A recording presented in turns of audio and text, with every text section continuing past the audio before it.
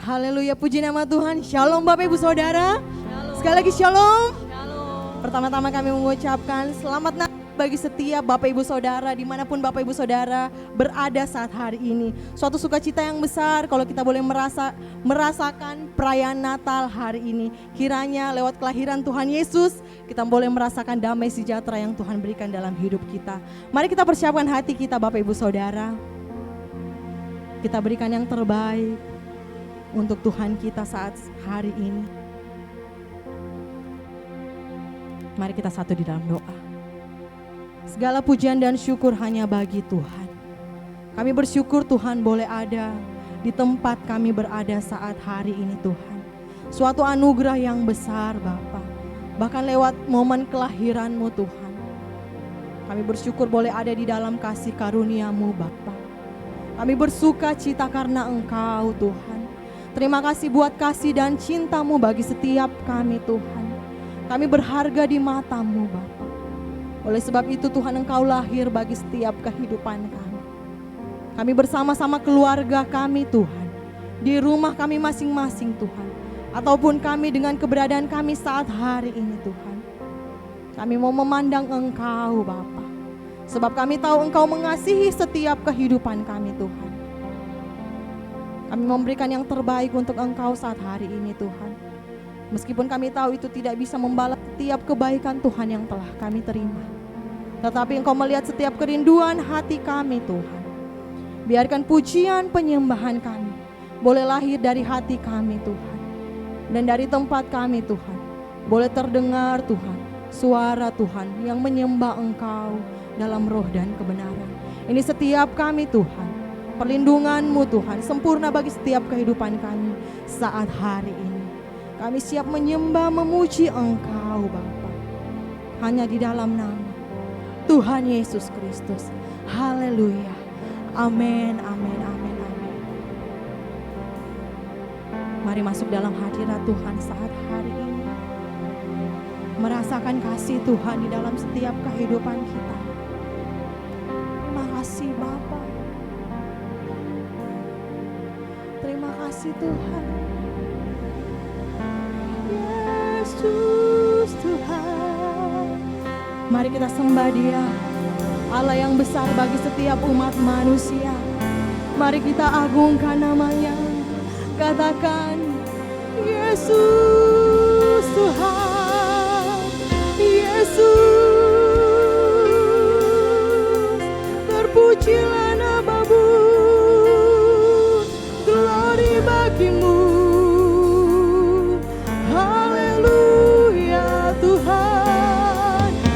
Sembah Kau Tuhan, kami muliakan nama-Mu, sebab Engkau Allah yang layak disembah, sebab Engkau Allah yang layak dimuliakan. Oh, haleluya Tuhan, glory bagi-Mu Yesus.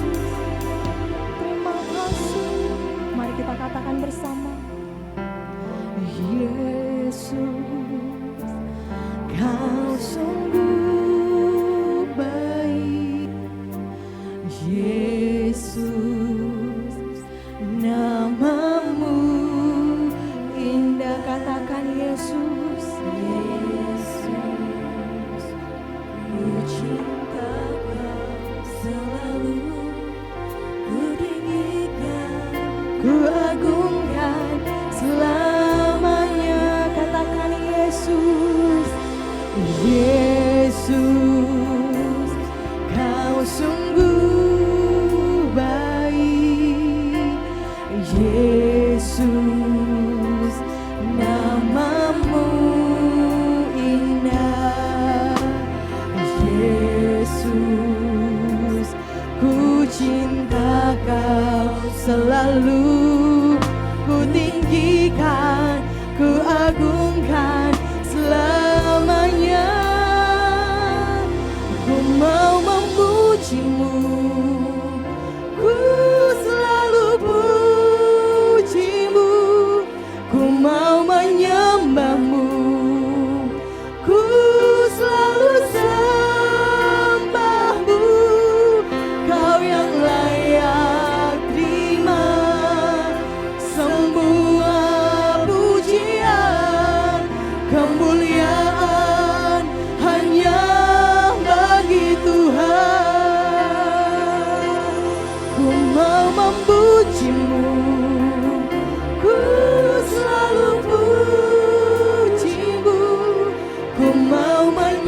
menyembahmu, katakan ku selalu sembah, sebab hanya Kau yang layak terima semua pujian, kemuliaan hanya bagi Tuhan.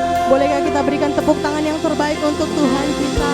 Haleluya, haleluya, katakan Yesus, Kau sungguh baik, katakan Yesus. Yesus, namamu indah. Oh Yesus, Yesus, ku cinta Kau selalu. Ku tinggikan, ku agungkan selamanya. Ku mau memujimu, ku selalu pujimu. Ku mau menyembahmu, ku selalu sembahmu. Kau yang layak terima semua pujian, kemuliaan hanya bagi Tuhan. Katakan ku mau memujimu, ku selalu pujimu. Kami mau memuji Engkau Tuhan, mengagungkan Engkau dalam hidup kami Yesus. Sebab hanya Engkau Tuhan semua pujian, kemuliaan hanya bagi Tuhan. Ku mau memujimu, ku selalu pujimu. Ku mau menyembahmu, ku selalu sembahmu. Kau yang layak terima semua pujian, kemuliaan hanya dengan imanmu. Kau katakan semua kemuliaan dan keagungan tertuju padamu, Tuhan dan Rajaku. Segenap jiwa dan nafasku menyembah Yesus yang hidup.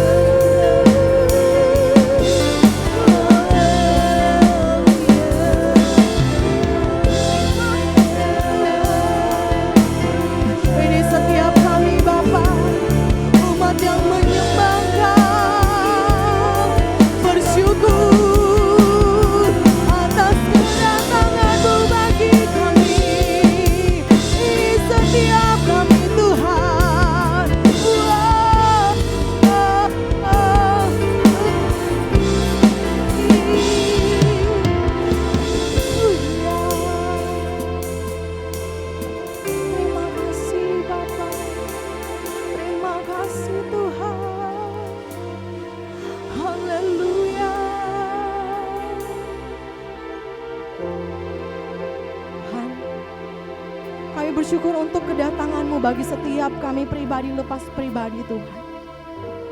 Engkau mengenal setiap kami Tuhan. Terima kasih Engkau telah memilih setiap kami Bapa. Engkau begitu mengasihi setiap umat-Mu Tuhan. Sehingga Engkau rela mengaruniakan anak-Mu yang tunggal bagi setiap kami Tuhan. Biarkan kami menaikkan pujian dan syukur hanya bagi Tuhan. Ini setiap hati-hati kami yang menyembah Engkau Yesus. Menaikkan penyembahan kami hanya kepadamu Tuhan. Terima kasih Tuhan.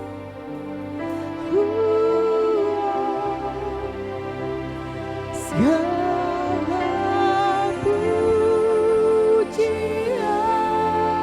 dan syukur hanya bagimu Yesus. Jangan apakah ku balas kasih-Mu.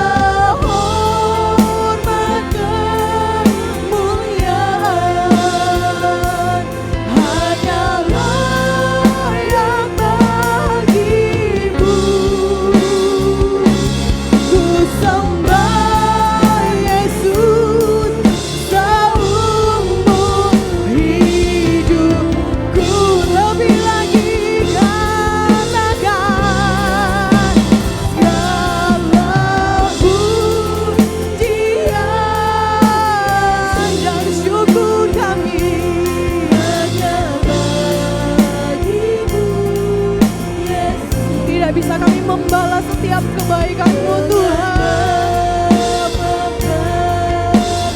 Engkau melihat setiap hati umat-Mu Yesus. Betapa berharganya Engkau di dalam hidup kami. Segala hormat kemuliaan hanyalah yang bagi-Mu.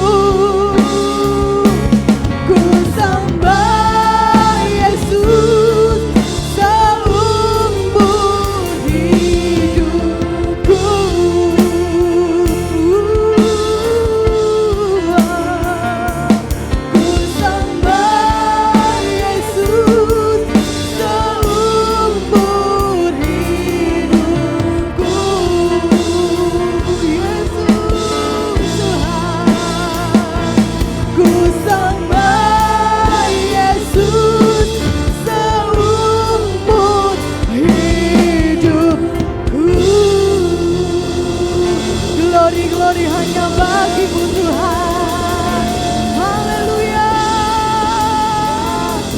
Terima kasih Yesus.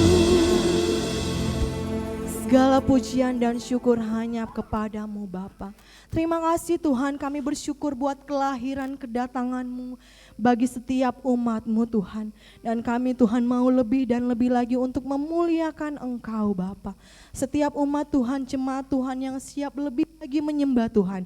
Bersama-sama kita katakan amin. Boleh kita berikan tepuk tangan yang terbaik untuk Tuhan kita. Haleluya, haleluya. Saya mengundang kita bangkit berdiri Bapak Ibu Saudara dimanapun kita berada saat hari ini. Kita akan memuji memuliakan nama Tuhan. Haleluya.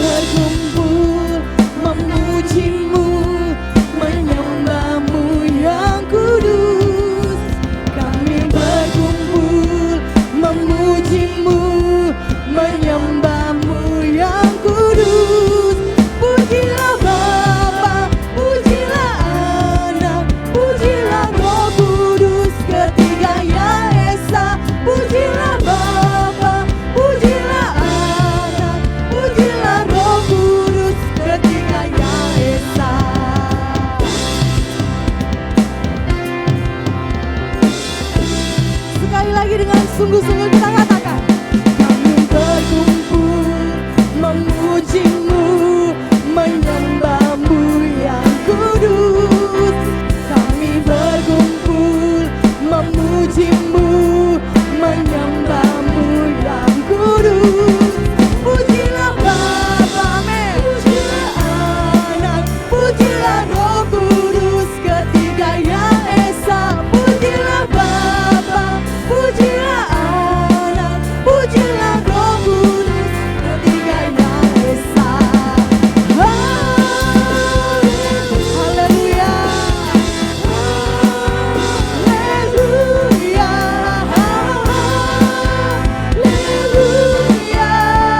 haleluya,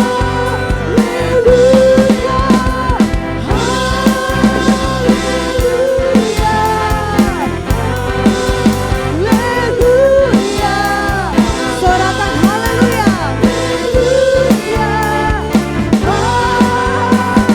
haleluya. Haleluya bagi Engkau Raja di atas segala raja.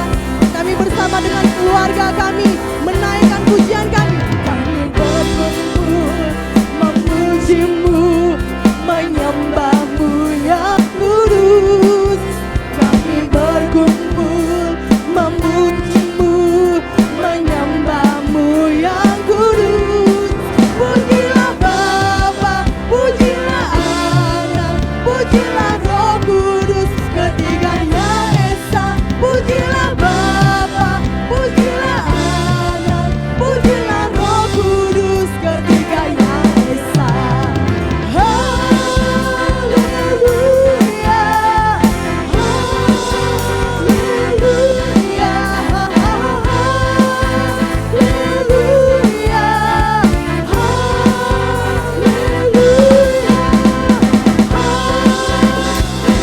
haleluya. Sorakan haleluya, haleluya,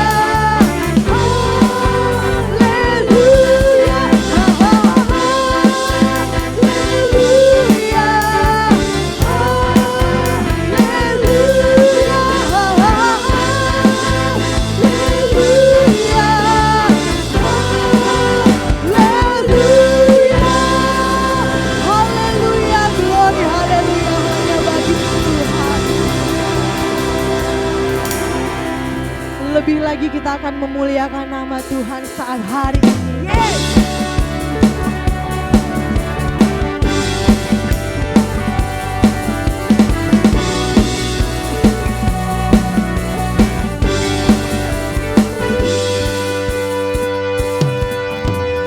Kami datang bawa pujian, bersama memuji-Mu Tuhan. Satukan suara dan nyanyikan sorak kemenangan. Sekali lagi katakan, kami datang bawa pujian, bersama memuji-Mu Tuhan. Satukan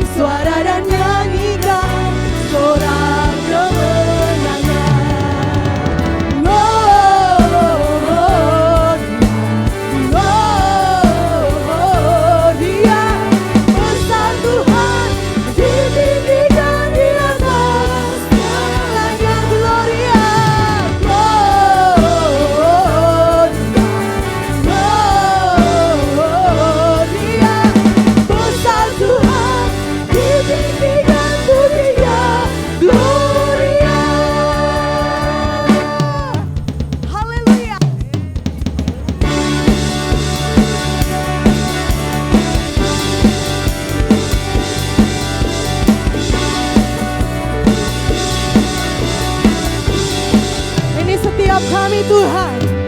Kami datang bawa pujian, bersama memuji-Mu Tuhan.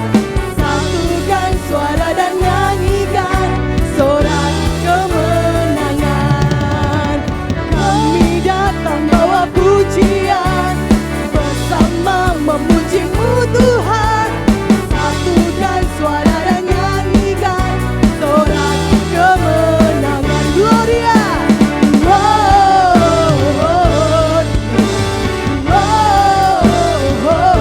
Dia besar Tuhan, Kau ditinggikan di atas segala-galanya Tuhan.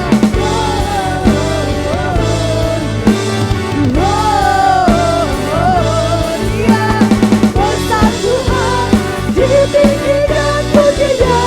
Gloria. We praise you God. Haleluya. Serukan haleluya bersama-sama, katakan haleluya. Haleluya Tuhan. Dengan hati kita katakan, we give you glory, we give you honor, we give you praise for all that you are. We give you glory, we give you honor, we give you praise. Lord, yeah, we give you glory. Amen. Yes. We give you praise. Woo. We give you glory, we give you honor, we give you praise. Lord, yeah, we give you glory, we give you honor, we give you praise for all that you are. We give you glory, we give you honor, we give you praise.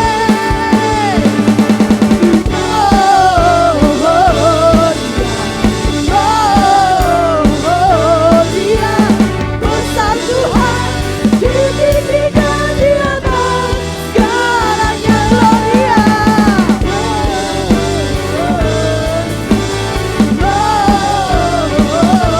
Dia besar Tuhan, ditinggikan pujinya. Gloria. Besar Tuhan, ditinggikan pujinya.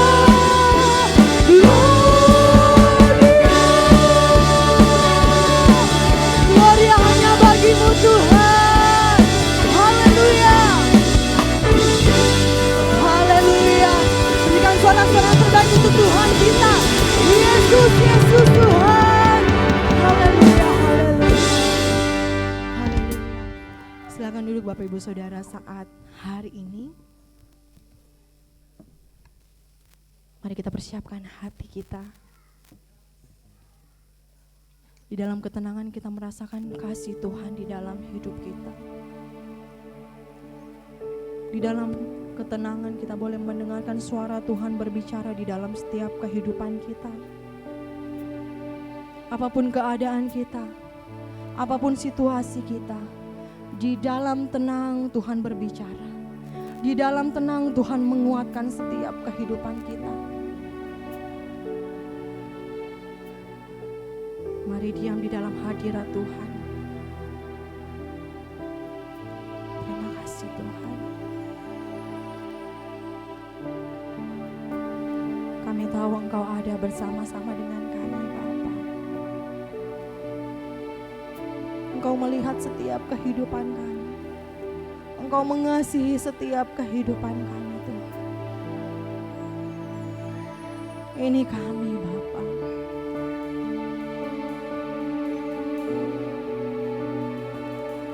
Ini setiap kami Tuhan.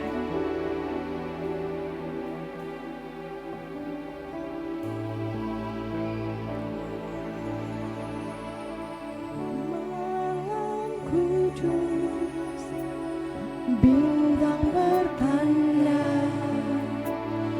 hanya para gembala datang bersama, bukan di istana, hanya kandang domba.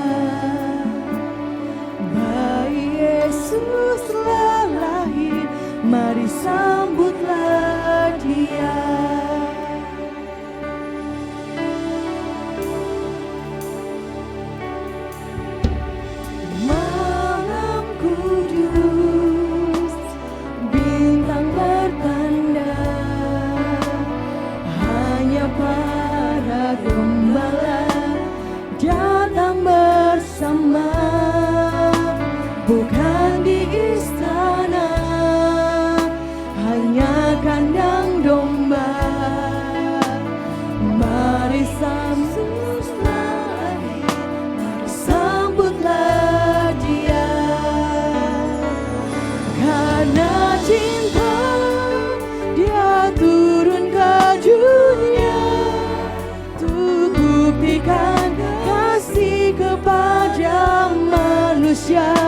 yang penuh dosa.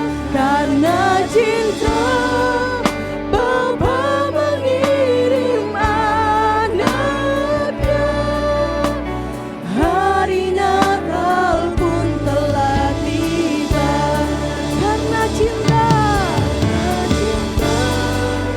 aku ke dunia. Terima kasih Tuhan, buktikan kasih kepada manusia yang penuh dosa. Karena cinta Bapa mengirim anaknya. Hari Natal pun telah tiba. Karena cinta-Mu, Dia turun ke dunia untuk buktikan kasih kepada manusia yang penuh dosa. Karena cinta Bapa mengirim anaknya. Hari Natal pun telah tiba. Lebih lagi kita renungkan pujian ini. Katakan bersama, karena cinta-Mu, karena cinta Dia turun ke dunia untuk buktikan kasih kepada manusia yang penuh dosa. Karena cinta Bapa mengirim anaknya. Hari Natal pun telah tiba. Hari Natal pun telah tiba. Kelahiran-Mu Tuhan, hari Natal pun telah tiba.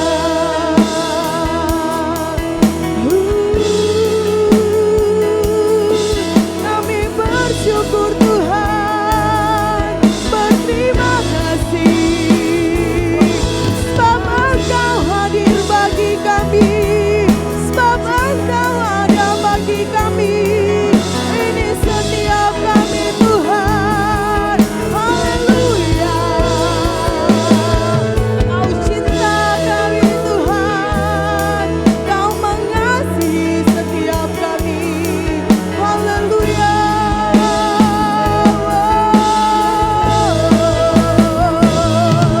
Glorianya bagi-Mu Tuhan. Terima kasih Bapa.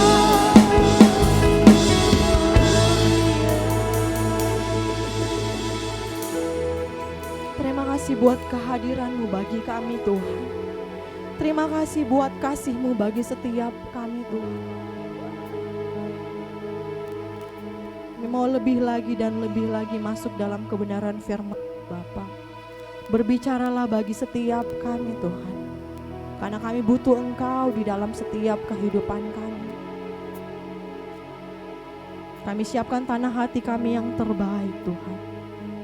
Ada pesan-pesan Tuhan yang Tuhan akan sampaikan kepada umat-Mu saat hari ini. Terima kasih Bapa. Kami sambut firman-Mu hari ini.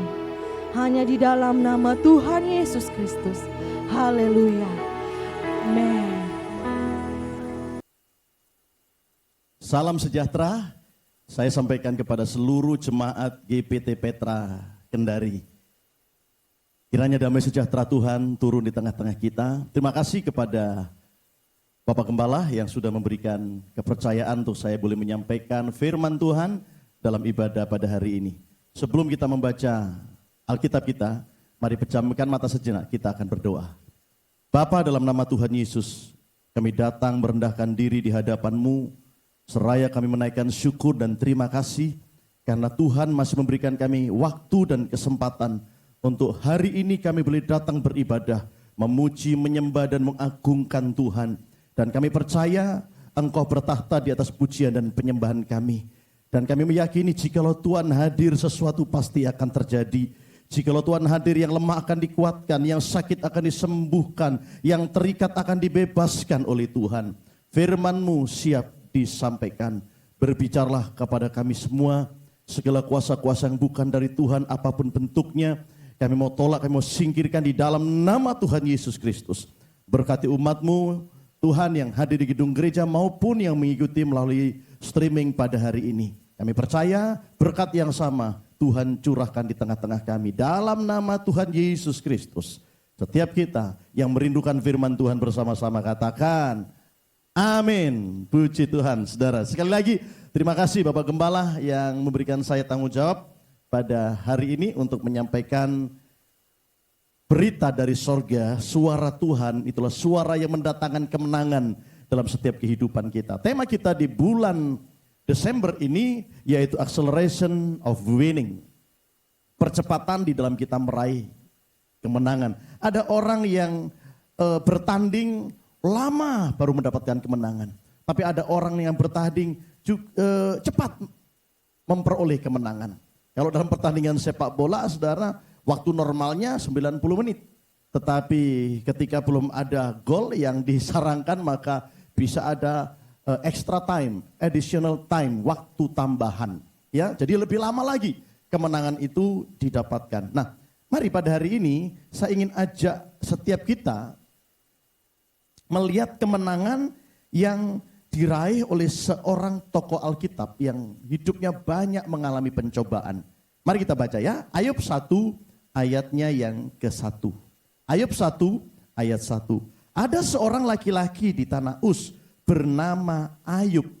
Orang itu saleh dan jujur, ia takut akan Allah dan menjauhi kejahatan. Saudara, Ayub adalah salah satu tokoh Alkitab yang hidupnya banyak mengalami pergumulan dan penderitaan. Tetapi kabar baiknya adalah Ayub ditolong Tuhan, Ayub dilepaskan oleh Tuhan dari semua penderitaan, dari semua pencobaannya. Ayub menang atas semua penderitaan yang dia alami. Tuhan melepaskan Ayub satu demi satu dari semua penderitaan yang menimpa keluarganya. Betul apa kata Mazmur 34 ayatnya yang ke-20. Kemalangan orang benar banyak, tetapi Tuhan melepaskan dia dari semuanya itu. Kalau kita sekarang ini sudah menjadi orang benar, itu bukan berarti kemudian dijamin gak ada masalah. Kalau kita sudah menjadi orang benar, Tuhan tidak menggaransi kita. Kalau sudah jadi orang benar, tidak ada lagi penderitaan, tidak ada lagi pencobaan, tidak ada lagi kesusahan. Bahkan Alkitab tadi berkata, kemalangan orang benar itu banyak, bukan sedikit. Tetapi kabar baiknya adalah Tuhan melepaskan kita dari semua penderitaan dan pencobaan yang Tuhan izinkan kita alami.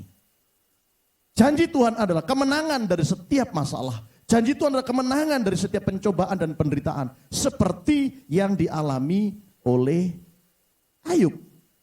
Nah, sekarang kita akan lihat apa sih kuncinya, apa sih rahasianya sehingga Ayub ini bisa menang dari setiap pencobaan yang dialami. Ayub bisa menang dari setiap penderitaan yang dia alami.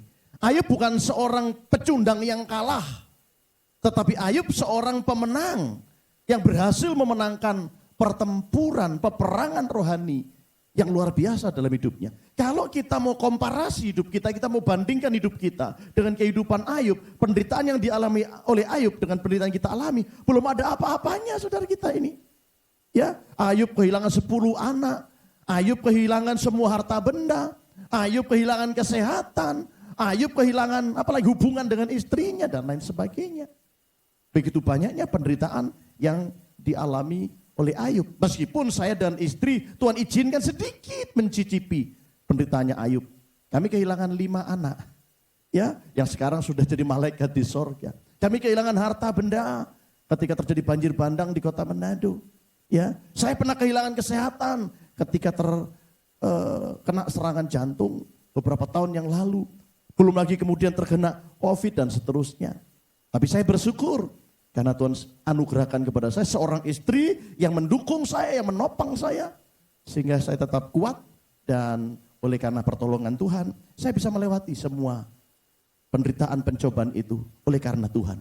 Tapi itu pun dibandingkan dengan penderitaan Ayub, masih belum ada apa-apanya, saudara. Nah, apa kuncinya? Apa rahasianya? Sehingga Ayub ini bisa menang dari setiap penderitaan yang dia alami.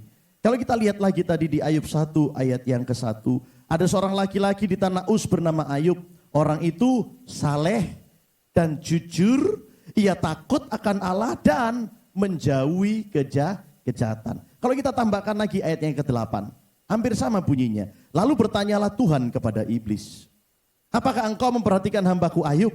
Sebab tiada seorang pun di bumi seperti dia, yang demikian saleh dan jujur, yang takut akan Allah dan menjauhi kejahatan. Dari ayat ini kita bisa menemukan 4 kunci untuk menang dari setiap pencobaan atau penderitaan yang dialami oleh Ayub. Yang pertama yaitu saleh. Ya, yang kedua jujur, yang ketiga takut akan Allah, dan yang keempat menjauhi kejahatan. Jadi kita akan mulai satu persatu.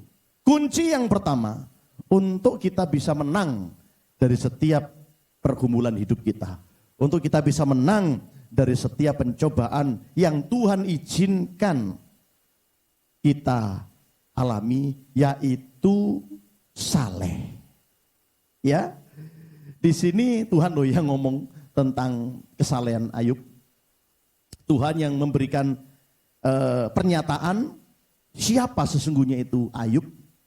Ternyata Ayub ini orang yang memiliki kesalehan. Ya, Ayub ini orang yang saleh. Duh, kalau Tuhan yang ngomong nggak mungkin salah, saudara.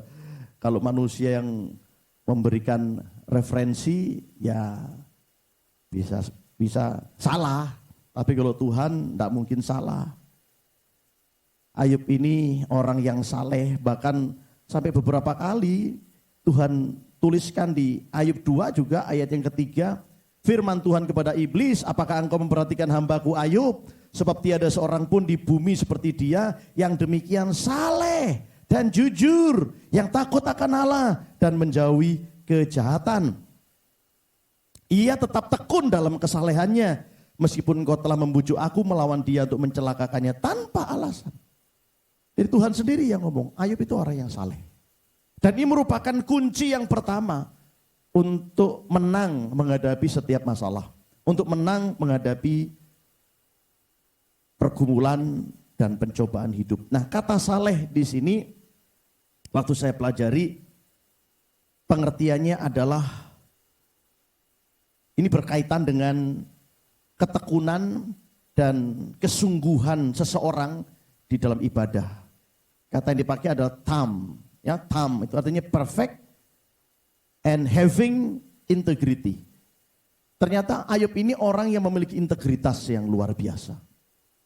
Ya, dan karena integritasnya itulah yang kemudian Tuhan memperhatikan, melihat integritas dari Ayub ini.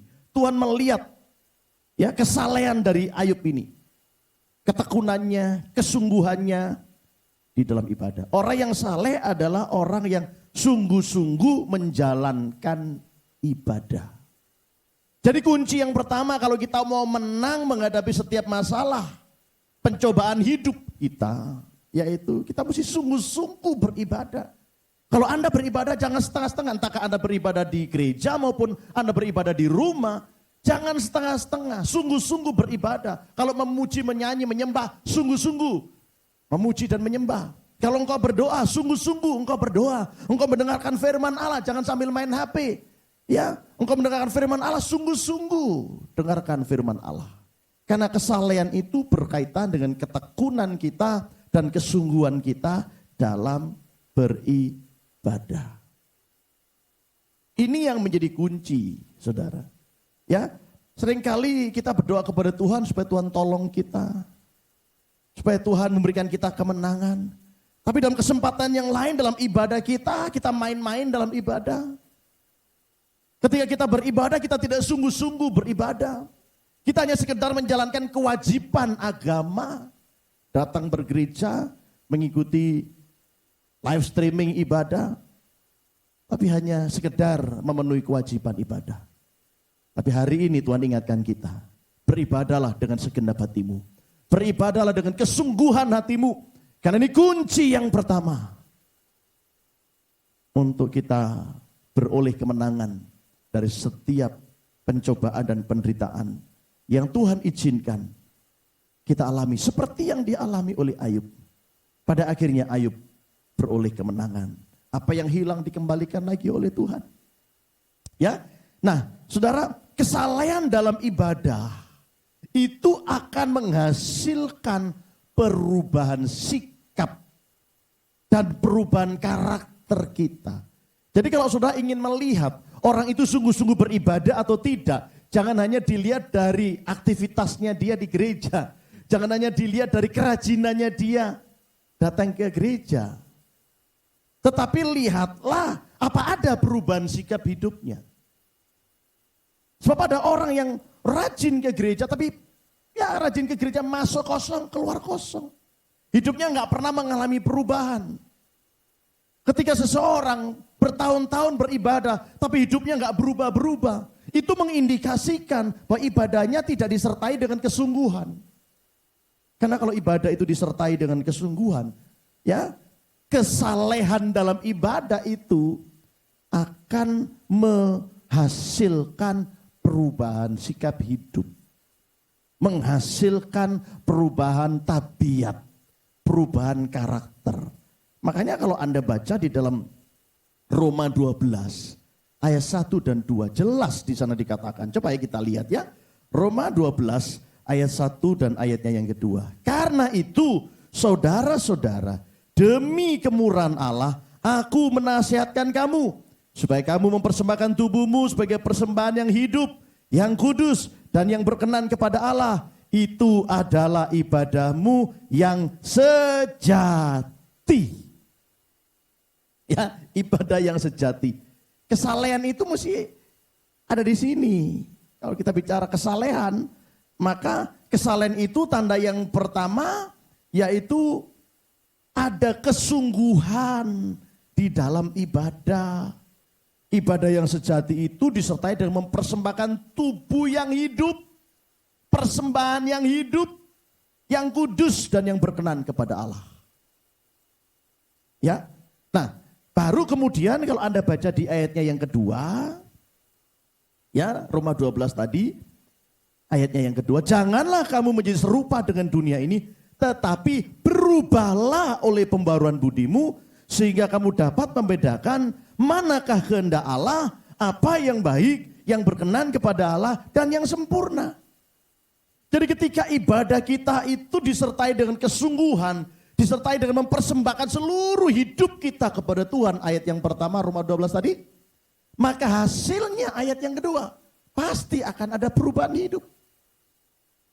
Jadi orang yang memiliki kesalehan seperti Ayub itu, ibadahnya disertai dengan kesungguhan, maka pasti akan ada perubahan sikap hati dan perubahan sikap hidup.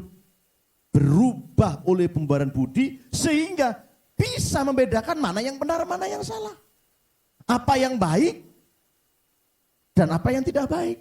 Apa yang berkenan kepada Allah dan apa yang tidak berkenan kepada Allah. Ya, jadi saudara sekali lagi ya, ibadah yang disertai dengan kesungguhan akan menghasilkan perubahan karakter dalam hidup kita.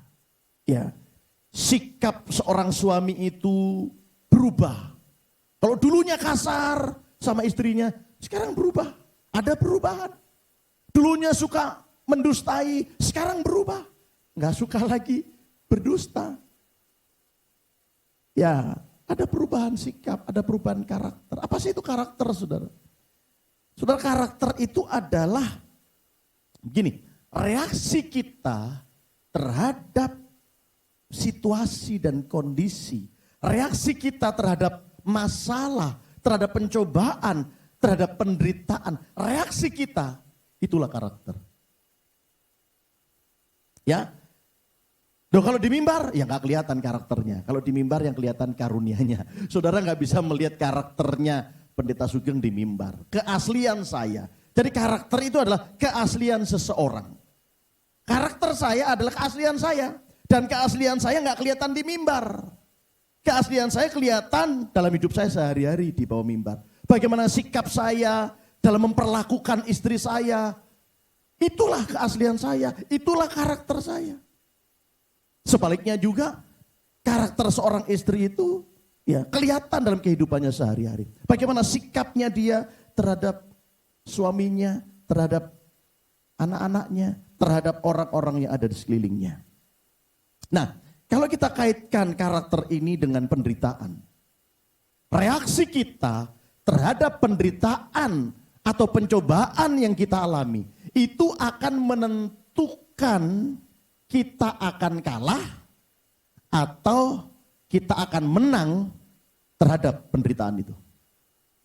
Ya, jadi karakter itu menentukan kita nanti menang atau kalah. Dan karakter ini sudah dihasilkan dari apa tadi? Dari kesalehan. Apa itu tadi kesalehan? Kesungguhan kita, ketekunan kita dalam beribadah. Jadi beribadah saja belum tentu saleh orang itu. Ya, kalau nggak disertai dengan kesungguhan, nggak disertai dengan ketekunan.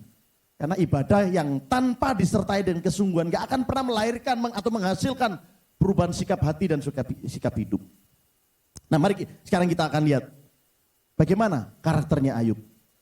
Bagaimana reaksinya Ayub terhadap masalah itu. Kita akan melihat, oh betul memang Ayub ini orang yang saleh. Dan kesalehannya itu terbukti dari sikap hidupnya terhadap penderitaan. Ya, Ayub 1 ayat 20 sampai 22. Maka berdirilah Ayub, lalu mengoyak jubahnya dan mencukur kepalanya. Kemudian sujudlah ia dan menyembah. Katanya, dengan telanjang aku keluar dari kandungan ibuku, dengan telanjang juga aku akan kembali ke dalamnya. Tuhan yang memberi, Tuhan yang mengambil, terpujilah nama Tuhan. Dalam kesemuanya itu, Ayub tidak berbuat dosa dan tidak menuduh Allah berbuat yang kurang patut. Ini reaksi Ayub. Ketika Tuhan izinkan dia kehilangan 10 anaknya, ketika Tuhan izinkan dia kehilangan semua harta bendanya yang sudah dikumpulkan bertahun-tahun habis begitu saja. Ketika Tuhan izinkan Ayub harus kehilangan kesehatan. Bahkan Ayub tidak mendapatkan dukungan dari istrinya. Tetapi reaksi Ayub tetap benar. Kenapa? Itulah kesalehan. Tuhan katakan Ayub itu orang yang saleh. Dan kesalehan seseorang itu akan kelihatan dari karakternya. Bukan hanya kelihatan dari aktivitasnya di gereja. Jangan salah saudara. Ya, orang yang saleh pasti akan aktif beribadah, melayani. Tapi orang yang aktif, orang yang melayani belum tentu orang saleh.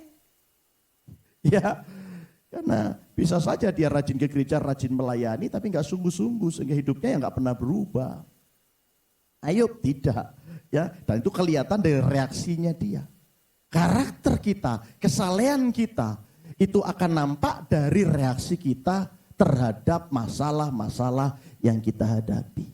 Ya, dan reaksinya Ayub luar biasa.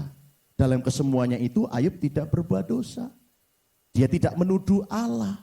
Ada orang-orang Kristen ketika menghadapi persoalan, menghadapi masalah, sudah dia cari kambing hitam sana sini. Ya, dia salahkan istrinya atau suaminya, dia salahkan orang tuanya. Malah ada juga yang menyalahkan gereja. Lebih parah lagi, menyalahkan Tuhan. Tapi Ayub tidak. Ya, inilah bukti pertama, kunci pertama. Pada akhirnya Ayub beroleh kemenangan dari setiap pergumulan. Karena kesalehannya ini yang ditunjukkan melalui karakter hidupnya, sikap hidupnya. Beda sekali dengan reaksi dari istrinya Ayub kan. Kalau Anda baca pasal 2 Ayub, ya Ayub 2 ayat 9. Maka berkatalah istrinya kepadanya, masih bertekunkah engkau dalam kesalehanmu? Kutukilah Allahmu dan matilah. Nah, beda kan? Ya, Ayub ini orang yang saleh, tapi sayang istrinya. Enggak. Ya, itu kelihatan dari reaksinya. Reaksinya Ayub menunjukkan siapa Ayub sebenarnya. Keasliannya, karakter aslinya nampak. Reaksi istri dari Ayub ya kelihatan. Kualitas rohaninya. Siapa sebetulnya istrinya Ayub ini? Ya, ternyata jauh dari kesalehan. Buktinya apa? Dia ngomel. Masih bertekunkah engkau dengan kesalehanmu itu? Kutuki Allahmu dan matilah. Mungkin istrinya Ayub dalam benaknya berpikir begini. Ya, kita sudah nggak punya apa-apa lagi. Anak-anak sudah mati semua. Ya, kita sudah jatuh miskin. Aku sekarang punya suami yang nggak punya apa-apa lagi, semuanya habis. Ya, yang aku punya hanya suami, itu pun sakit-sakitan lagi. Makanya kemudian istrinya Ayub berkata, kutuki saja Allahmu, lalu kamu mati. Ya mungkin dalam hatinya berkata, supaya aku bisa kawin lagi. Ya mungkin begitu saudara ya. Ya, jadi nah inilah reaksi dari istrinya Ayub yang jauh dari kesalehan. Makanya dia singgung juga kesalehannya Ayub. Masih bertekunkah engkau dalam kesalehanmu? Ya, berarti memang istrinya Ayub nggak ada kesalehan. Makanya kelihatan dari reaksinya. Jadi saudara kalau saudara mau melihat seseorang itu betul-betul ibadahnya benar-benar atau tidak, saleh atau tidak, lihat reaksinya dia ketika dia menderita. Ya, reaksi seseorang ketika dia masuk dalam pencobaan atau masuk dalam penderitaan, itulah aslinya orang itu. Ya, aslinya di situ. Nah kemudian, kalau tadi reaksi Ayub terhadap masalah, kemudian reaksi istrinya Ayub juga terhadap masalah, sekarang Ayub bereaksi lagi terhadap perkataan istrinya. Di ayat yang ke-10, tetapi jawab Ayub kepadanya, engkau berbicara seperti perempuan gila. Nah, sebagai seorang otoritas, Ayub menegur. Dan tegurannya keras loh. Ya, ngana ini kayak orang gila. Nah, ini kalau di Manado ngana, saudara ya. Kalau di Kendari apa ini? Ya. Nah, engkau berbicara seperti perempuan gila. Apakah kita mau menerima yang baik dari Allah, tetapi tidak mau menerima yang buruk? Dalam kesemuanya itu Ayub tidak berbuat dosa dengan bibirnya. Wah, luar biasa saudara. Ayub tahu, ya. Kalau Tuhan izinkan dia masuk ke dalam pencobaan dan penderitaan, pasti ada rencana Tuhan, pasti ada maksud Tuhan. Makanya dia punya kedewasaan rohani yang luar biasa. Masakah kita mau menerima yang baik-baik, berkat-berkat dari Tuhan? Kalau sekarang Tuhan izinkan kita kehilangan, kita nggak mau terima. Ya, inilah respon Ayub dalam menghadapi situasi paling sulit, difficult situation. Saya pernah mengalami beberapa kali situasi-situasi yang sulit untuk saya hadapi. Tapi saya bersyukur kepada Tuhan. Ya, ketika saya harus kehilangan anak saya, itu difficult situation, saudara. Ya, untuk menunggu anak itu butuh waktu 13-14 tahun dari anak pertama saya. Setelah dia hidup 9 hari, Tuhan panggil. Tidak mudah menghadapi situasi itu. Kemudian berlanjut lagi setelah 1-2 tahun, semua harta benda habis oleh karena banjir bandang. Mulai dari kantor, gereja, pastori, semuanya habis. Tapi saya belajar untuk memandang semua pencobaan penderitaan itu sebagai satu proses kehidupan. Untuk melatih iman saya, melatih kasih saya kepada Tuhan, melatih kesungguhan saya kepada Tuhan. Apakah respon saya tetap benar menghadapi setiap masalah, setiap pencobaan itu? Ketika saya harus terbaring di rumah sakit, harus berjuang melawan maut. Oleh karena masalah dengan jantung saya beberapa tahun lalu. Di rumah sakit saya berseru, Tuhan, terima kasih. Ampuni, selama ini aku merasa bisa, merasa mampu, merasa kuat. Saya sadar bahwa semuanya itu karena anugerah, karena kasih karunia. Saudara, respon kita itu akan menentukan apakah kita akan menang atau kalah menghadapi masalah. Respon yang benar akan mendatangkan kemenangan. Respon yang salah akan mendatangkan kekalahan. Dengarkan ini, penderitaan itu dipakai oleh iblis untuk menjauhkan kita dari kasih Kristus. Ada ayatnya itu, ya. Siapakah yang bisa memisahkan kita dari kasih Kristus? Penderitaankah? Pedangkah? Ya, penindasankah? Dan memang saudara, penderitaan yang sama itu, penderitaan itu bisa dipakai oleh iblis untuk menjauhkan saudara dan saya dari kasih Tuhan.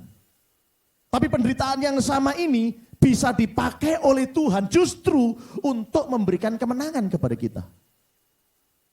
Nah sekarang kita mau pilih yang mana? Ketika kita masuk dalam pencobaan atau penderitaan.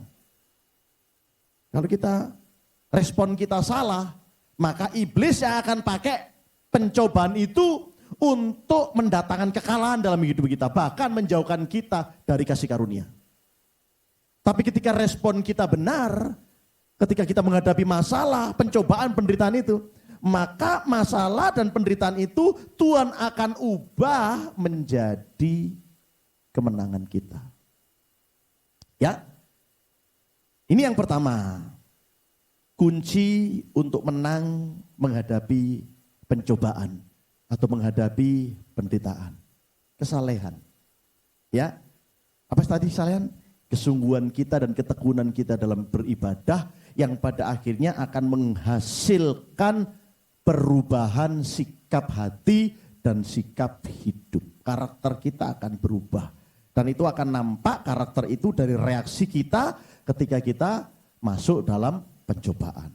Yang kedua, setelah kesalehan, kunci kedua yang dimiliki oleh Ayub untuk bisa memenangkan perjuangan atau pergumulan itu, yaitu jujur.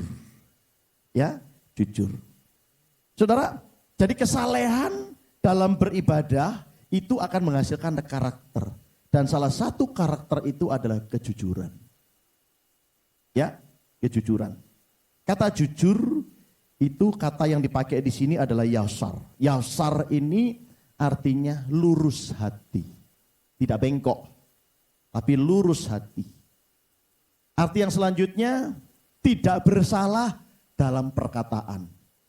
Itu tadi yang dilakukan oleh Ayub kan? Tidak bersalah dalam perkataan. Kemudian tidak ada kebohongan. Ya, artinya saja jujur, jadi nggak bohong. Itu arti kata dari yasar. Tidak curang. Ya, apalagi artinya tulus dan ikhlas. Wah, ternyata dari kata jujur itu, saudara, memiliki begitu banyak makna, banyak pengertian. Sebetulnya Tuhan menciptakan manusia itu baik ya. Manusia diciptakan, Adam dan Hawa itu segambar dan serupa dengan Allah, termasuk dalam hal karakternya. Tetapi kemudian karena dosa masuk dalam kehidupan manusia, sehingga manusia itu jadi banyak berdalih-dalih. Ya, banyak yang kemudian hidup dalam kecurangan, hatinya jadi tidak lurus lagi. Makanya Pengkhotbah pasal 7 ayatnya yang ke-29 dikatakan, lihatlah, hanya ini yang kudapati, bahwa Allah telah menjadikan manusia yang jujur, tetapi mereka mencari banyak dalih. Ya, jadi saudara, sesungguhnya Tuhan itu menciptakan saudara dan saya, manusia itu diciptakan dalam keadaan jujur, menciptakan Adam dan Hawa itu jujur. Tetapi karena keadaan, karena apa lagi? Karena mungkin penderitaan, karena keinginan yang nggak bisa dikendalikan, karena bahkan mungkin kepepet. Orang berbuat jahat kadang-kadang karena ada situasi yang mengharuskan dia, mungkin karena dia kepepet, karena bahkan mungkin juga karena ketamakan, karena kesombongan dan sebagainya. Itu membuat manusia jadi nggak jujur. Karena kepepet, nggak punya apa-apa, akhirnya mencuri, ya, mengambil yang bukan haknya. Ditanya nggak ngaku, nggak jujur, ya. Karena kondisi, karena keadaan, karena keinginan yang nggak terkontrol. Ingat ya, manusia itu dicobai oleh apa? Keinginannya loh, ya. Keinginan itu kalau dibuai akan melahirkan perbuatan. Ya, kalau keinginan yang jahat akan dibuai oleh roh jahat, ya, sehingga akan melahirkan perbuatan yang jahat. Tapi kalau keinginan yang baik akan dibuai oleh Roh Kudus dan akan melahirkan perbuatan baik. Ya, ada keinginan untuk mencuri, iblis datang membuai keinginan itu, akhirnya dia jadi pencuri, melahirkan perbuatan yang jahat. Ada keinginan untuk menolong orang, untuk memberkati orang, Roh Kudus datang membuai keinginan orang itu, kemudian lahirlah perbuatan baik, sehingga dia menabur kebaikan. Ya, jadi hidup manusia itu di dalam hatinya itu ada benih, dan benih itu hidup. Ya, pertanyaan Anda, benih apa? Benih yang baik atau benih yang jahat? Ya, nah, jadi Tuhan ciptakan manusia itu dalam kondisi yang baik, bahkan yang jujur. Tuhan menjadikan manusia itu jujur, tapi kemudian karena berbagai macam faktor, manusia menjadi tidak jujur. Nah, tahukah saudara, orang yang jujur itu punya masa depan. Coba kita baca ya. Mazmur 37 ayatnya yang ke-37. Jadi kalau saudara ingin memiliki masa depan yang baik, kalau saudara orang tua ingin anak-anak saudara punya masa depan yang baik, didiklah anak-anak saudara untuk hidup di dalam kejujuran. Jauhkan mereka dari dusta, jauhkan mereka dari kebohongan, didik mereka, selalu ingatkan mereka untuk hidup di dalam kejujuran. Karena orang yang jujur punya masa depan. Ya, mungkin sekarang Anda nggak punya modal, tapi kalau engkau jujur, Tuhan siapkan masa depan yang terbaik. Mazmur 37 ayat 37. Perhatikanlah orang yang tulus dan lihatlah kepada orang yang jujur, sebab pada orang yang suka damai akan ada masa depan. Ya, jadi siapa yang punya masa depan? Orang yang tulus, orang yang jujur, dan orang yang suka berdamai. Dari 3 kriteria, ya, syarat untuk memiliki masa depan ini: tulus, jujur, dan suka damai. Masuk salah satunya poin kita, yaitu jujur. Ya, jadi kejujuran, orang yang jujur itu punya masa depan. Sebab itu jauhkan hidup kita dari segala macam dusta dan kebohongan. Amin, saudara. Ya, ayo kasih tahu kiri kanan, kasih tahu keluarga saudara. Jangan ada dusta di antara kita. Jangan ada kebohongan di antara kita. Hiduplah dalam kejujuran, jangan ada kecurangan. Dalam bisnis saudara jangan ada kecurangan. Kalau engkau ingin masa depan usaha saudara baik, kalau ingin memiliki bisnis di waktu-waktu yang akan datang baik, jauhkan hidup saudara dari kecurangan dalam bekerja, dalam berbisnis. Hiduplah dalam kejujuran.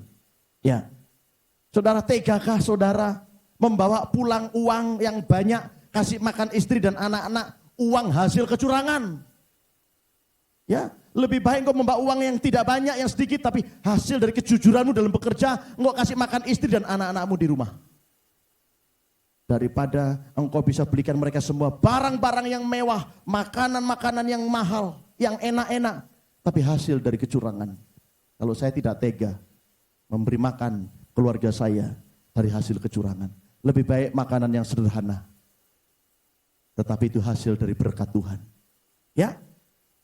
Kemudian kalau kita lihat lagi di Amsal 2 ayatnya yang ke-7, orang yang jujur itu ketika dia menghadapi persoalan, ketika dia menghadapi pergumulan, ketika dia menghadapi pencobaan, dia akan ditolong oleh Tuhan. Seperti Ayub.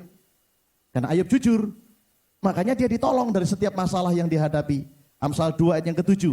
Ia menyediakan pertolongan bagi orang yang jujur. Ya. Jadi kalau saudara mau ditolong Tuhan, jujur. Ayo lagi bilang kiri kanan, jujur.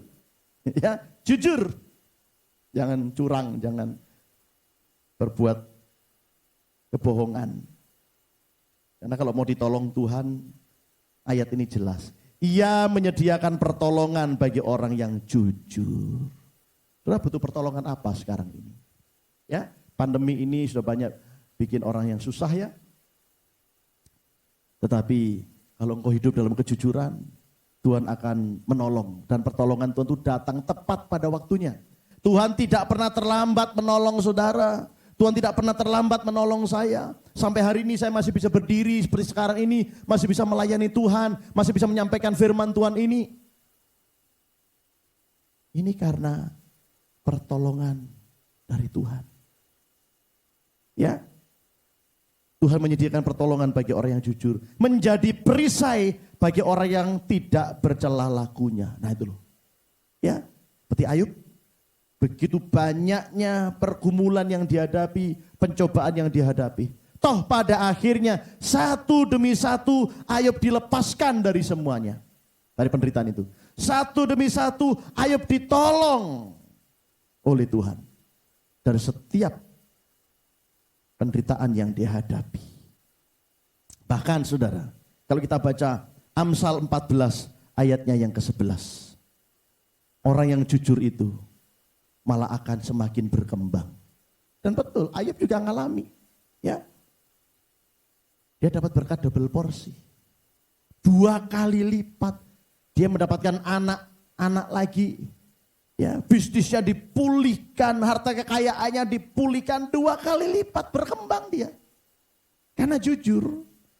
Amsal 14 ayat yang ke-11. Rumah orang fasik akan musnah. Tetapi kemah orang jujur akan mekar. Rumah orang yang jujur akan berkembang. Bisnis orang jujur akan berkembang. Pelayanan orang jujur akan berkembang, akan maju, akan diberkati oleh Tuhan. Ya.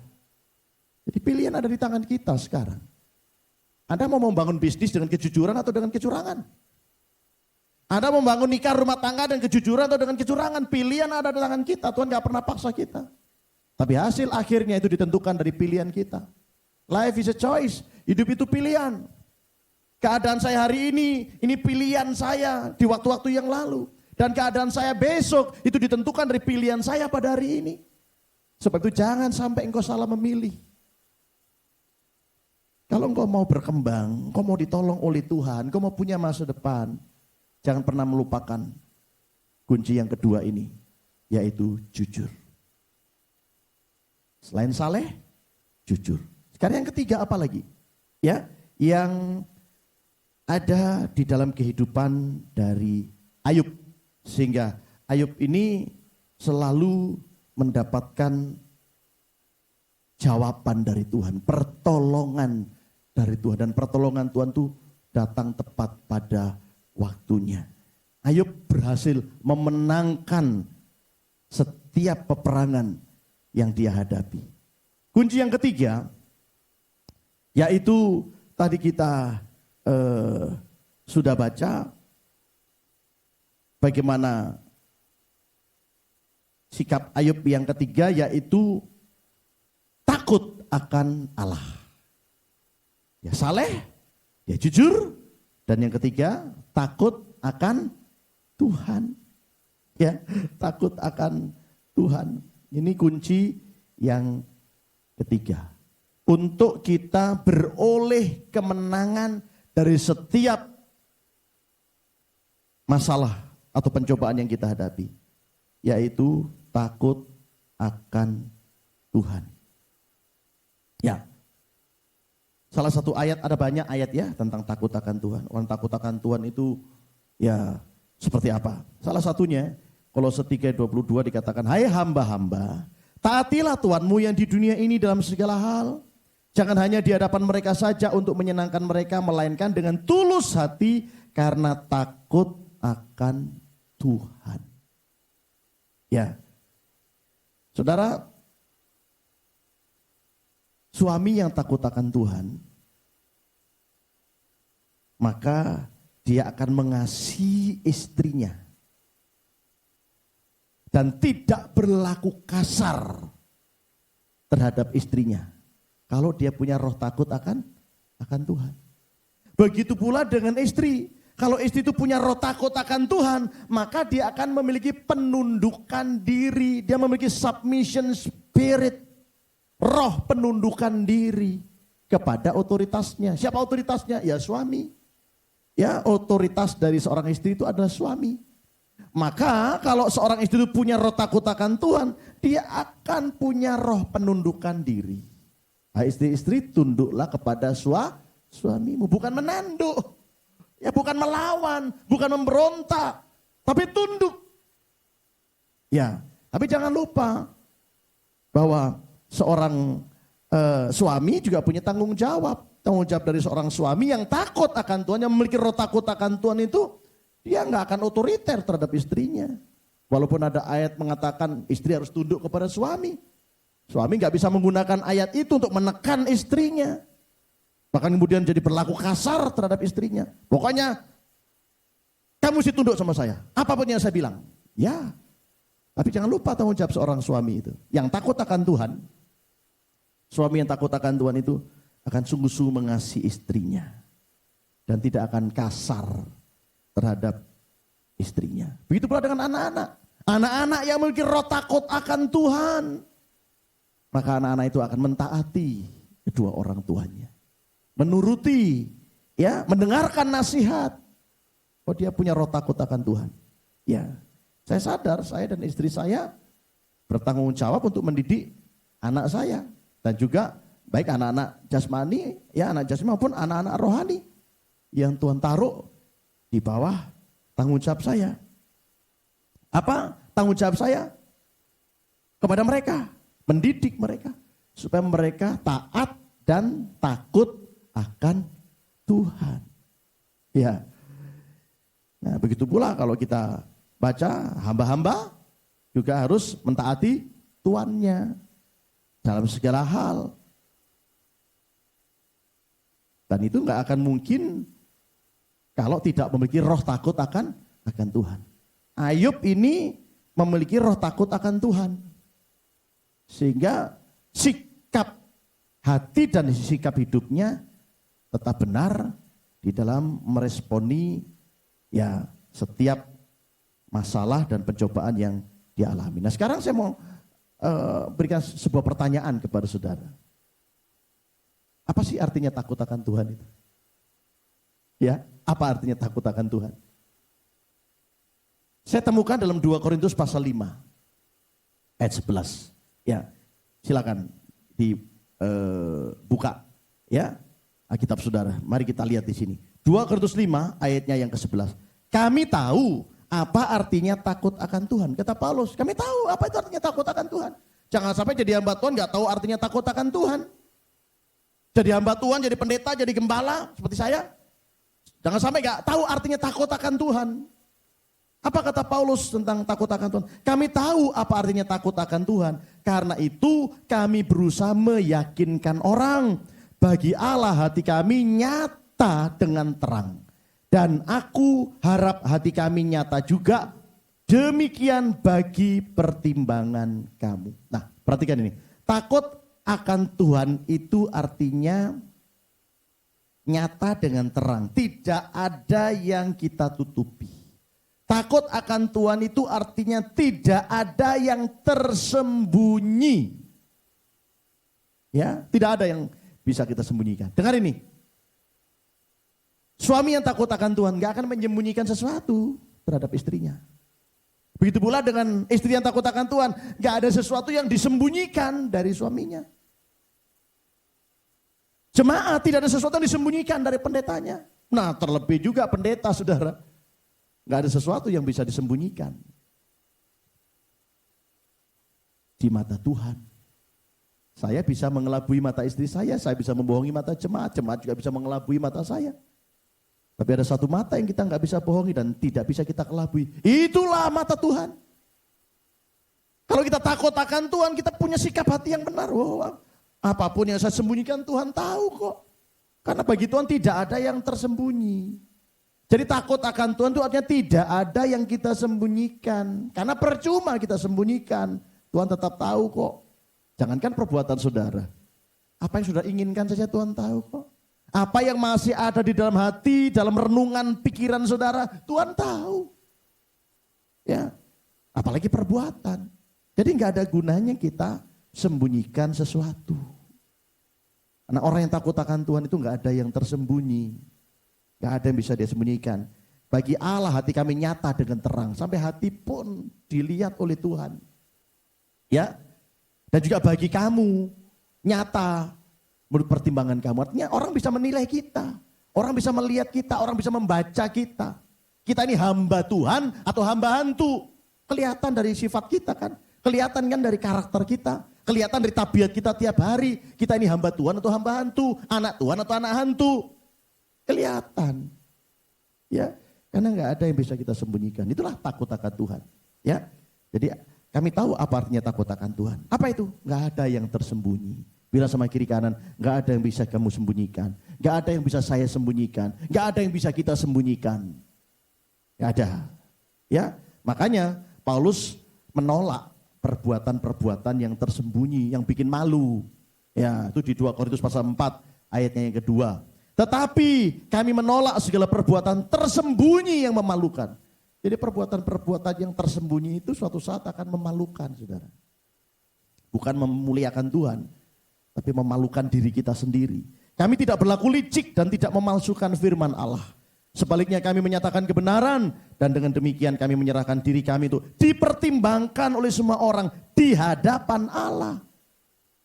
Yang takut akan Tuhan itu satu, dia sadar Tuhan melihat apapun yang dia lakukan, bahkan apa yang ada di dalam hati. Yang kedua, orang yang takut akan Tuhan itu selalu sadar bahwa hidupnya dibaca oleh orang lain. Ya, orang akan melihat. Siapa yang paling tahu keaslian kita? Ya orang-orang di rumah, anak-anak di pastori paling tahu aslinya saya. Ya, istri, pengerja di gereja, staf di gereja, anak-anak yang tinggal di gereja atau di pastori, itu yang paling tahu aslinya kita. Kita ini pemarah, pamaki, atau apa? Mereka lah yang tahu. Ya, jadi kita dibaca oleh orang lain dan dipertimbangkan loh oleh orang lain. Ibrani 4 ayat yang ke-13. Dan tidak ada suatu makhluk pun yang tersembunyi di hadapannya. Nah itu nggak ada yang tersembunyi di hadapan Tuhan. Sebab segala sesuatu telanjang dan terbuka di depan mata Dia yang kepadanya kita harus memberikan pertanggungan jawab. Nah inilah saudara ya. Ini kunci yang ketiga. Kalau saudara mau diberikan kemenangan oleh Tuhan. Ya, takut akan Tuhan. Jangan ada yang disembunyikan. Yang terakhir sekarang. Kunci keempat yang menyebabkan Ayub menang menghadapi setiap pergumulan, pencobaan, dan penderitaan yang begitu luar biasa itu menurut ukuran manusia. Ya, yang keempat yaitu tadi apa? Menjauhi kejahatan. Jadi Ayub itu saleh, jujur, takut akan Tuhan, dan yang keempat apa saudara? Menjauhi kejahatan. Nah, orang yang takut akan Tuhan itu memang akan menjauhi kejahatan. Ya, orang yang takut akan Tuhan akan menjauhi kejahatan. Nah, di dalam Ayub 28 ayat 28 dikatakan, tetapi kepada manusia ia berfirman, sesungguhnya takut akan Tuhan itulah hikmat dan menjauhi kejahatan itulah akal budi. Ya, ini menjadi satu kalimat ya, nggak bisa dipisah. Orang yang takut akan Tuhan itu ya dia akan menjauhi kejahatan, menjauhi dosa, ya menjauhi kenajisan, menjauhi kebohongan, ya. Nah, Amsal 16 ayat yang ke-6. Dengan kasih dan kesetiaan, kesalahan diampuni. Karena takut akan Tuhan, orang menjauhi kejahatan. Jelas. Ya, orang yang takut akan Tuhan itu akan menjauhi kejahatan. Takut akan Tuhan itu akan melahirkan sikap yang keempat untuk bisa meraih kemenangan, yaitu menjauhi kejahatan. Ya, jadi inilah 4 kunci saudara yang menyebabkan Ayub menang menghadapi pergumulan hidupnya. Saleh, jujur, takut akan Tuhan, dan menjauhi kejahatan. Ya. Tapi satu hal yang terakhir yang saya mau sampaikan kepada saudara. Hidup saleh, sudah jujur, sudah takut akan Tuhan, sudah menjauhi kejahatan, tidak menjamin hidup kita tidak ada masalah. Buktinya Ayub 1 ayat 1, 4 itu sudah ada. Tapi kemudian sudah punya 4 itu, Ayub masih diizinkan Tuhan menghadapi begitu banyaknya masalah. Ya, jadi punya sikap yang baik ini, saleh, jujur, takut akan Tuhan, menjauhi kejahatan, tidak menggaransi, tidak menjamin kita nggak akan masuk ke dalam pencobaan. Garansinya apa? Kalau engkau masuk ke dalam pencobaan sebanyak apapun, garansi dari Tuhan adalah Tuhan akan melepaskan kita dari semuanya. Tuhan akan memberikan kemenangan dari semua pergumulan yang saudara hadapi. Jadi Tuhan tidak memberikan jaminan kalau menjadi orang benar itu tidak ada masalah. Seperti Ayub. Ya, jaminannya adalah Tuhan berikan jalan keluar dari setiap masalah. Percayalah, apapun masalah yang saudara hadapi hari-hari ini, seberat apapun, sebanyak apapun masalah yang kau hadapi hari ini, percayalah kalau engkau hidup sebagai orang benar, berdiri sebagai orang benar, berpikir sebagai orang benar, berbicara sebagai orang benar, bertindak sebagai orang benar, maka Tuhan akan melepaskan saudara dari semua pencobaan yang saudara alami. Inilah kebenaran yang pada hari ini saya bagikan kepada saudara, dan pada akhirnya kalau Anda melihat berkat yang diperoleh oleh Ayub setelah dia melewati berbagai pencobaan itu. Dan karena dia memiliki sikap hidup yang benar, 4 tadi itu, saleh, jujur, takut akan Tuhan, menjauhi kejahatan itu. Pada akhirnya Tuhan memulihkan kehidupan Ayub. Ayat yang paling akhir yang kita baca sebelum kita berdoa, saudara ya. Berkat dari sikap Ayub yang benar, hidupnya dipulihkan, ya, semuanya dipulihkan. Ayub 8 ayat yang ke-6, kalau engkau bersih dan jujur, maka tentu ia akan bangkit demi engkau dan ia akan memulihkan rumah yang adalah hakmu. Ayub 42 ayat yang ke-10, lalu Tuhan memulihkan keadaan Ayub. Ayub menang sekarang. Dia bukan keluar sebagai orang kalah, tapi sebagai penang. Setelah ia meminta doa untuk sahabat-sahabatnya, dan Tuhan memberikan kepada Ayub 2 kali lipat dari segala kepunyaannya dahulu. Amin. Mari sekarang kita berdoa, pejamkan mata. Bapa, dalam nama Tuhan Yesus, kebenaran ini hamba-Mu sudah sampaikan. Dan apa yang hamba sudah sampaikan tidak akan pernah kembali dengan sia-sia. Meteraikan firman-Mu dalam setiap hati umat-Mu yang sudah mendengarkan firman ini. Dan mampukan kami untuk kami hidup di dalamnya. Melakukan firman-Mu. Kami hidup dalam kesalehan, dalam kejujuran. Takut akan Tuhan. Dan kami menjauhi kejahatan. Maka inilah kunci untuk kami beroleh kemenangan. Dari setiap masalah, setiap pencobaan, setiap penderitaan yang Kau izinkan kami alami. Hamba berdoa secara khusus saat ini untuk seluruh jemaat GPT Petra yang ada di Kendari. Dan bahkan siapapun saat ini yang mengikuti, mendengarkan firman Tuhan ini. Dimanapun mereka berada, ulurkan tangan-Mu atas hidup mereka. Biarlah pertolongan-Mu datang kepada mereka tepat pada waktunya. Hamba berdoa, kiranya Roh-Mu bekerja di dalam setiap hati umat-Mu. Firman-Mu bekerja dalam setiap kehidupan mereka. Sehingga rancangan dan rencana-Mu digenapi di dalam setiap kehidupan mereka. Yang lemah dikuatkan, yang sakit disembuhkan, yang terikat dibebaskan, yang kekurangan dicukupi oleh Tuhan. Setiap persoalan yang mereka hadapi, Tuhan sudah memberikan jalan keluar.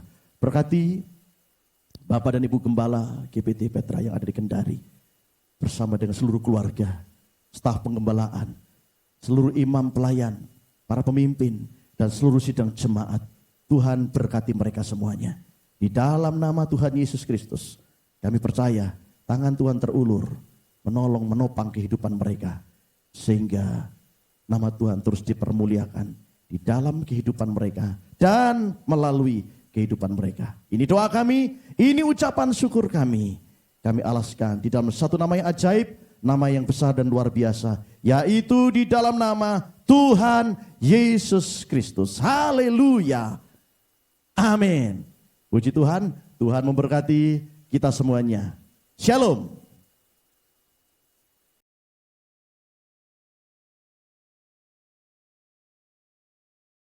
Puji Tuhan, kita telah mendengarkan kebenaran firman Tuhan dari Pendeta Sugeng Budi Susanto dari GPT Petra Manado.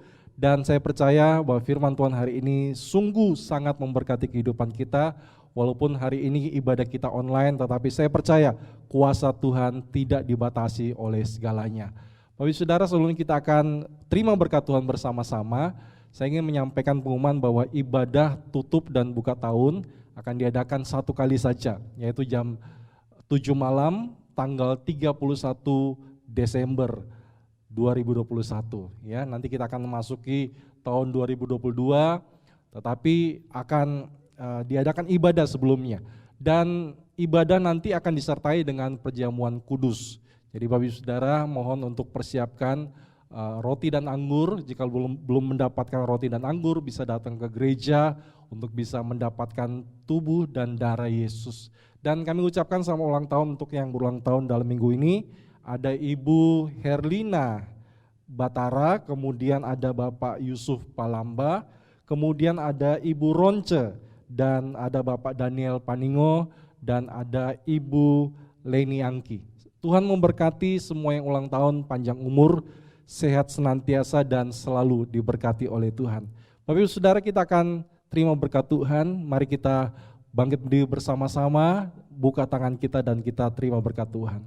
Bapak, terima kasih untuk hari ini, kami sudah melangsungkan ibadah pada hari ini, dan saatnya kami juga berdoa untuk yang ulang tahun, untuk Bapak Ibu Saudara yang ulang tahun sepanjang minggu ini diberkati oleh Tuhan.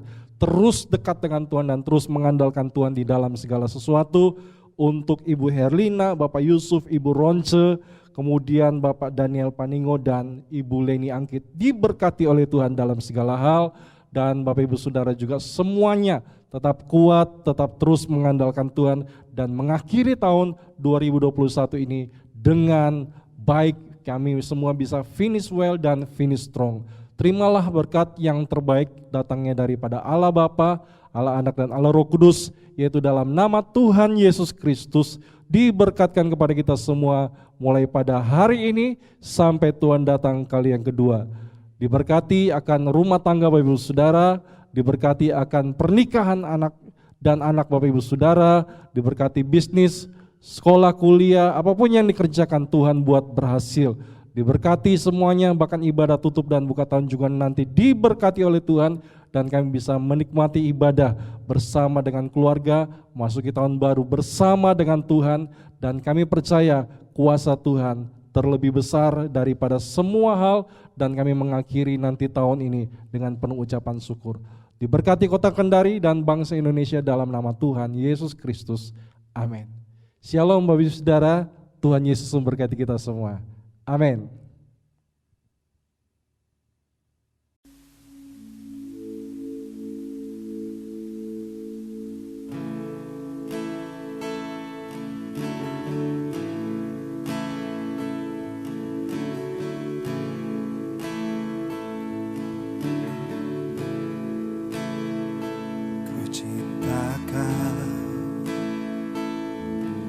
Kasih-Mu tak pernah hilang. Di setiap waktu Kau memegang tanganku. Di saat aku bangun hingga ku berbaring, ku nyanyikan kebaikan-Mu Tuhan. Selamanya Engkau setia, selama hidupku Engkau baik. Di setiap hembusan nafasku, ku nyanyikan kebaikan-Mu Tuhan.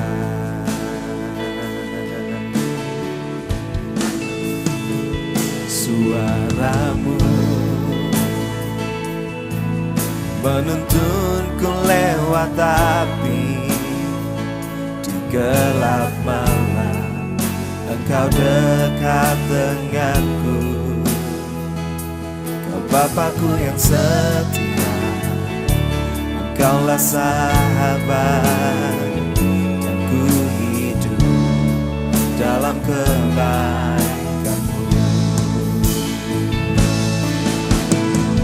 Selamanya Engkau setia, selama hidupku Engkau baik. Di setiap hembusan nafasku, ku nyanyikan kebaikan-Mu Tuhan. Selamanya Engkau setia, selama hidupku Engkau baik. Di setiap hembusan nafasku, ku nyanyikan kebaikan-Mu Tuhan.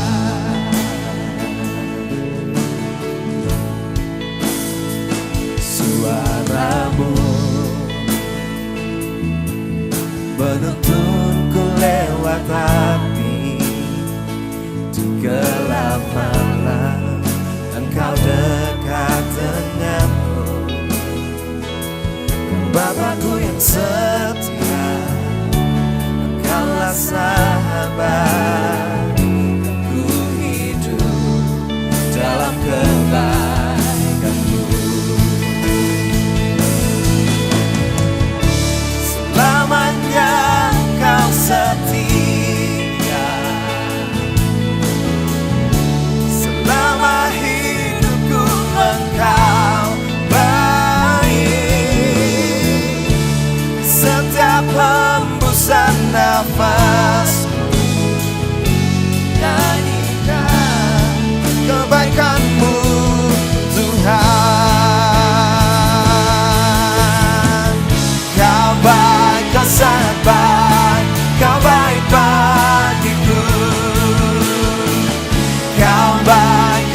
abadi.